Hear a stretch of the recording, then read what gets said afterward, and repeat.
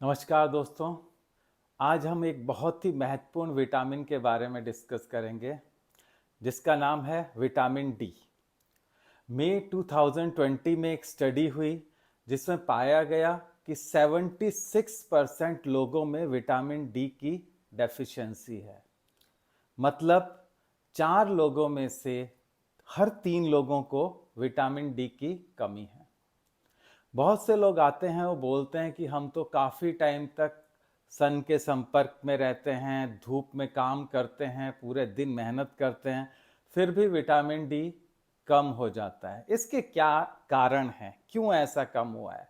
हमने देखा है कि जैसे हम बाहर धूप में बैठते हैं तो फुल स्लीव की शर्ट पहनी हुई है। अब फुल स्लीव की शर्ट पहनी हुई है तो सन हमारे डायरेक्ट स्किन के कांटेक्ट में नहीं आ रहा, तो विटामिन डी कैसे हमारी बॉडी में जनरेट होगा? तो इन सब चीज़ों के बारे में आज हम डिटेल में डिस्कस करेंगे।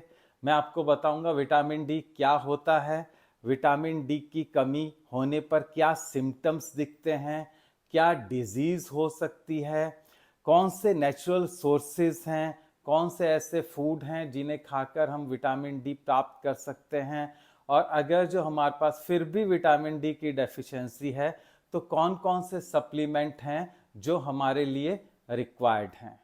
जैसा कि आप जानते हैं कि विटामिन 2 प्रकार के होते हैं, एक वाटर सॉल्युबल, एक fat soluble. Fat soluble means कि वो फैट में सॉल्युबल होते हैं, जैसे विटामिन ए, डी, ई, के। तो विटामिन डी हमारा फैट सॉल्युबल विटामिन के अंडर में आता है। इसको सनशाइन विटामिन भी कहते हैं क्योंकि मेन सोर्स हमारा सन रहता है।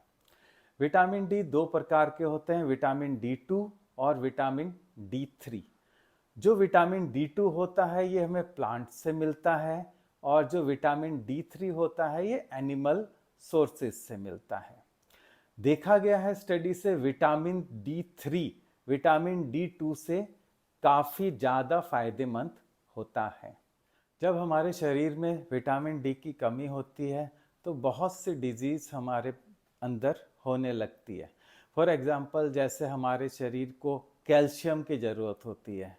कैल्शियम शरीर बोन से ले लेता है, तो बोन हमारी वीक हो जाती हैं। जो छोटे बच्चे हैं उसमें रिकेट्स की प्रॉब्लम आ जाती है, और जो बड़े लोग होते हैं उसमें ऑस्टिमलेशिया करके डिजीज़ हो जाती है। मीन्स बोन में कैल्शियम की कमी हो जाती है, हमारी बोन वीक हो जाती हैं, जिसमें चांसेस होते हैं फ्रैक्चर होने के।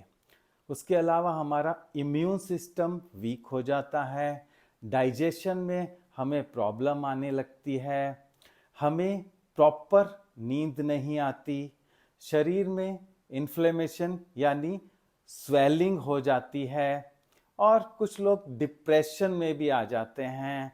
और कुछ लोग कैसा होता है कि उनको ऐसा लगता है कि वीकनेस, काम करते समय भी वीकनेस महसूस होती है। अगर जो इनमें से कोई भी सिस्टम किसी को है तो चांसेस हैं कि उसको विटामिन डी की कमी है। उस केस में उसको तुरंत डॉक्टर के पास जाके विटामिन डी का टेस्ट कराना जरूरी होता है। अब हम देखेंगे कि विटामिन डी के सोर्सेस क्या हैं। बेसिकली विटामिन डी के 3 सोर्स होते हैं। सबसे पहला सनलाइट, दूसरा हमारी डाइट, और तीसरा सप्लीमेंट्स। सो अब सनलाइट क्या होता है? जब सूरज की किरणें हमारी स्किन पे पड़ती हैं तो हमारी स्किन से जो कोलेस्ट्रॉल है वो विटामिन डी बनाने लगता है। बहुत से लोगों को कन्फ्यूज़न है कि हमें किस टाइम सनलाइट लेनी चाहिए। तो जो स्टडी बताती है, जो सन की रेस आती हैं उसमें जो यूवी रेस हैं वो 11 बजे से 3 बजे तक मैक्सिमम होती हैं। उसके बाद भी 3 बजे के बाद भी रेस आएंगी, लेकिन वो कम विटामिन डी बनाएंगी। दूसरी चीज, जब विटामिन डी बनता है तो उसमें डायरेक्ट सनरेज स्किन के ऊपर पड़नी चाहिए। देखा गया है कि जब हम बाहर निकलते हैं तो धूप में, तो हम फुल स्लीव की शर्ट पहनते हैं और हमारी बॉडी अराउंड 90% कवर्ड होती है। ओनली हाथ और फेस हमारा सन की लाइट के संपर्क में आता है, तो विटामिन डी कम बन पाता है। हम बेसिकली आजकल घरों में ही रहते हैं, घर से ऑफिस जाते हैं। हम कहते हैं कि किस टाइम 11 से 3 बजे के बीच तो हमें टाइम ही नहीं मिलेगा धूप में जाने का। उसके लिए हम ये भी कर सकते हैं, जैसे हमारे पास 30 मिनट का लंच टाइम होता है, तो 30 मिनट में से 15 मिनट्स एटलीस्ट हम ऑफिस से बाहर आके सन के कांटेक्ट में रह सकते हैं, ताकि हमारा विटामिन डी सन से हमें मिले। कोशिश यही करनी चाहिए कि 11 से 3 बजे के बीच में हम जरूर सन के संपर्क में आएं। अब हम डाइट की बात करेंगे, तो जो नॉन वेजिटेरियन है उनके पास ऑप्शन फिश का रहता है और एग, जिसमें कि काफ़ी अच्छी क्वांटिटी में विटामिन डी होता है। जो लोग वेजिटेरियन हैं उनके पास ऑप्शन है सबसे अच्छा मशरूम का। मशरूम में विटामिन डी काफ़ी होता है। हमने भी अपनी लेबोरेटरी में काफ़ी मशरूम के सैंपल टेस्ट किए और ये पाया कि कुछ मशरूम के सैंपल में विटामिन डी काफ़ी है और कुछ मशरूम में बहुत ही कम है। तो ये देखा गया है कि आजकल लोग मशरूम भी डार्क एरिया में उगाते हैं जहाँ सनलाइट नहीं होती। जिसमें सनलाइट नहीं होती तो उसमें विटामिन डी नहीं बन पाता। कुछ बड़े ब्रांड आजकल डार्क एरिया में भी यूवी रेस लगा के मशरूम में विटामिन डी डेवलप कर रहे हैं। दूसरा ऑप्शन क्या होता है हमारा मिल्क। मिल्क में भी हमें वो वाला मिल्क खाना लेना पड़ता है जिसमें मलाई हो, यानी फैट हो। नॉन फैट वाले मिल्क में विटामिन डी कम होता है। जो लोग मिल्क नहीं ले सकते वो दही भी ले सकते हैं, दही में भी अच्छी मात्रा में विटामिन डी होता है। बाकी जो जैसे हमारे फल होते हैं, सेब, संतरा, केला, इनमें विटामिन डी नहीं होता।